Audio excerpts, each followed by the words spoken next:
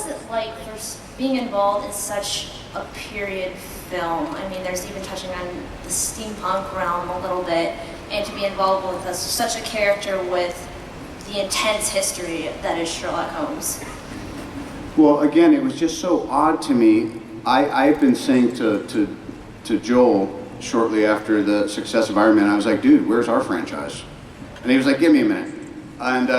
And shortly thereafter, things had kind of come together, and Lionel, if you don't mind me saying, had kind of been trying to garnish some interest around Sherlock, and it actually, there was a graphic novel type comic book in the works about it, and when people started seeing it in that light, it made it a little more palatable, because sometimes if something hasn't been done for a long, nobody wants to admit, well, that's because we didn't think of it, or we didn't have a vision of it, and so that presentation got it going, and then Joel and I got excited, and me and obviously the missus down there on the end, we like separateness within unity, and we love working together, and that's always been a fruitful thing. So yeah, we knew it had to be done in period. We knew that we had to really roll up our sleeves and do it justice, because what would be lamer than doing a version of Sherlock Holmes, given that opportunity to either sail or dump the franchise for any future takers, by making a version of it that isn't quite smart enough. So we really wanted to make it, without being too clever for its own good, we wanted to really root it in what we love about these characters, and we wanted it to also be as exciting as what's required nowadays for a big movie, and for the kind of movie we can come and sell soap to y'all here about. And a big part of it too, not to put McAdams on the spot, was, we really searched far and wide to find the right foil and the right, well, she's not a heroine, she's more of a kind of a vixen adventuress, and that was a very important thing, because Jude and I had a great chemistry, and we needed our very important third wheel. So casting was a big part of it, and then we worked our asses off on this. We worked weekends, we worked after work, we worked in the thing. We took it really, really, really seriously, and I think that's why we're so proud. I'll take a bow every time. I really think that Robert is the modern day superhero.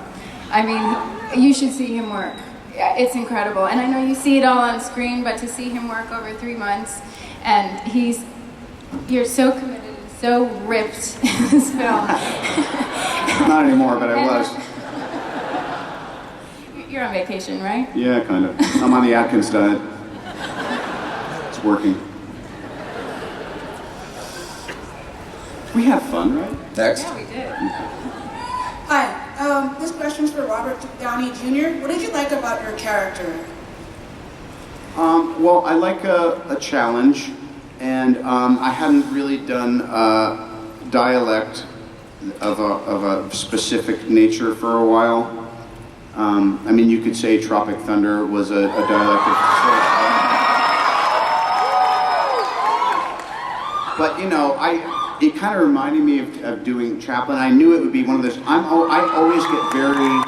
always get really pissy when I'm actually going to have to work hard for a living. I don't know why. We'll talk about that later. But sometimes it's not about rolling off a log. This was a lot about prep. It was really just about getting the right team of people together. So I don't remember what question started me on this tirade, and I'm going to stop right in the.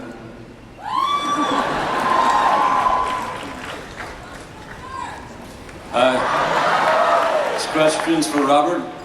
It's a good name, by the way. What was it like working with Jude Law's mustache?